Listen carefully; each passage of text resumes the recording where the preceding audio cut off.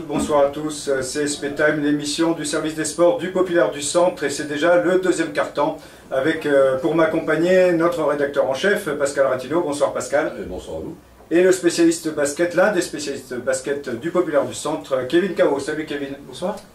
Au menu de ce deuxième quart-temps, nous allons parler des blessures. Et au niveau des blessures, le Limoges CSP est plutôt bien pourvu en ce moment, puisqu'il y a toute une série de blessures qui s'est abattue sur le groupe. Marcus Guignard vient juste de revenir, mais au niveau de l'infirmerie, on compte Christon, on compte Sandford, on compte Diane qui a fait un petit passage, Ivernizzi, Conklin le dernier en date, sans compter Ludovic Beyers qui a souffert d'une commotion et donc il n'a pas pu jouer à Dijon. Ça fait beaucoup, beaucoup trop.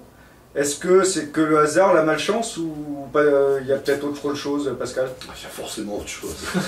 La malchance, évidemment, ça peut arriver sur une saison qu'on enchaîne les blessures. Je pense qu'on peut écarter déjà la préparation physique. On a suffisamment répété à Limoges qu'il y avait des bons préparateurs physiques pour écarter cette piste de la préparation physique qui pourrait être ratée, qui amènerait les joueurs à se casser. Non, moi je crois d'abord... d'une part, à ce que le mental se répercute sur le physique, c'est-à-dire quand on n'est pas bien dans la tête, on peut très bien se blesser plus facilement que si on a le moral, on est optimiste et qu'on enchaîne les victoires.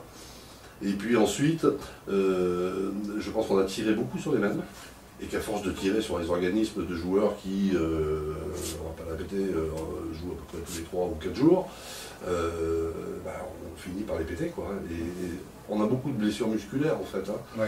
Et ces blessures musculaires, elles sont liées à la répétition des efforts, des chocs, de l'intensité. Donc non, je ne pense pas qu'il y ait du hasard. De toute façon, c'est simple, hein, pour rebondir, je rebondis sur ce que dit Pascal.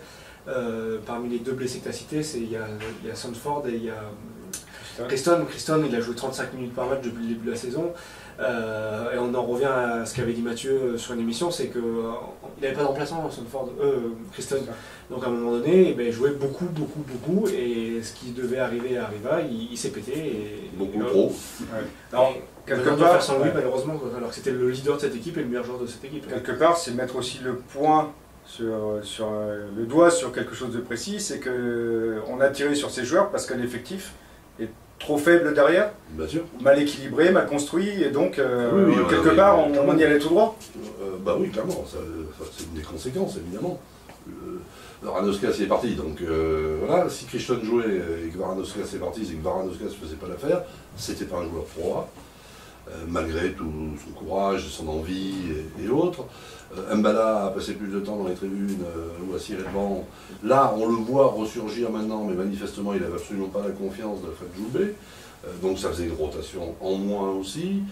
Atoumane Diane, on l'a vu un peu au début, et puis il a commencé à disparaître des écrans radars. Donc oui, on a un effectif de 10-12 joueurs, mais on a vraiment 7 joueurs, quoi, grosso modo, qui... Après, on s'interroge aussi sur la blessure de Marcus Guignard, pas tellement sur sa blessure d'ailleurs. Le temps qu'il a mis à revenir. Oui, c'est le temps qu'il a mis à revenir.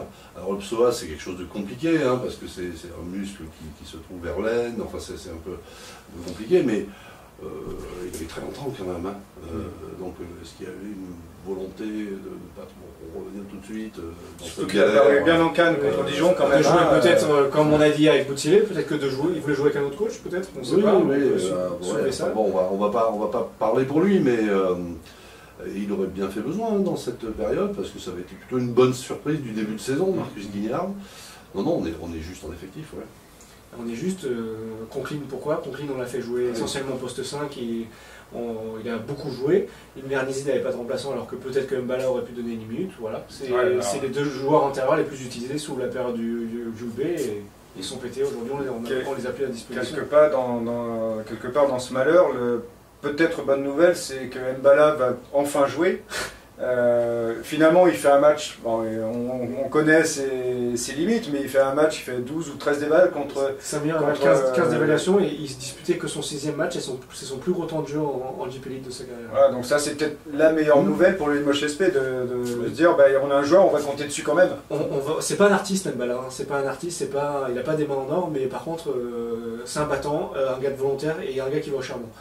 Et peut-être que dans cette équipe, un gars aussi intense, ça fait besoin. Un gars qui se dépouille et qui amène beaucoup d'énergie, comme le faisait Doumbouya l'an dernier. ça oblige d'une manière ou d'une autre ces joueurs à côté à y mettre le nez aussi un peu. Et je pense qu'on le sait qu'il va perdre des balles, il va rater des paniers faciles, mais bon, un gars comme ça peut faire du bien dans une équipe. Et je pense qu'il peut faire du bien dans cette équipe. Oui, parce que dans ce style-là, on avait véritablement que Brian Conklin, quoi, qui montrait l'exemple, qui allait au charbon, qui, voilà. En plus avec brio, par rapport à son premier passage à Limoges, avec une ligne de stats vraiment propre et autres. S'il y en a un deuxième, c'est pas plus mal. Ça peut être une belle surprise de la deuxième partie de saison, Mbala, s'il confirme ce qu'il a montré sur le dernier match.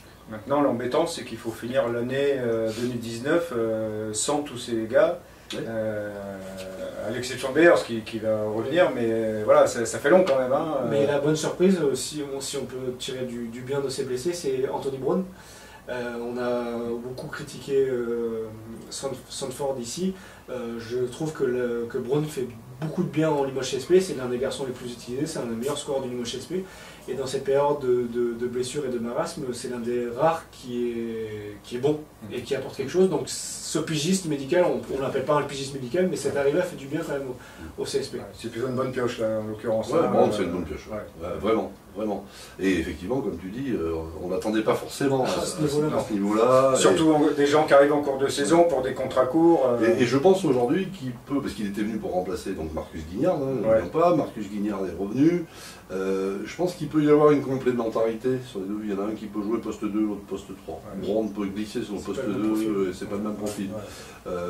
Donc il y a une belle complémentarité avec un Guignard qui shoot peu, mais qui est. C'est des all-around players, comme ils les appellent les Américains, qui est un peu partout, voilà, sans de grosses stats. Brown peut prendre des shoots. À côté de ça, si on le libère de quelques tâches un peu obscures. Voilà. Bon, mais Brown, Mbala, des bonnes nouvelles malgré tout, dans ce contexte compliqué. On se rassure avec ça. Merci messieurs, c'est la fin de ce deuxième quart-temps de CSP Time.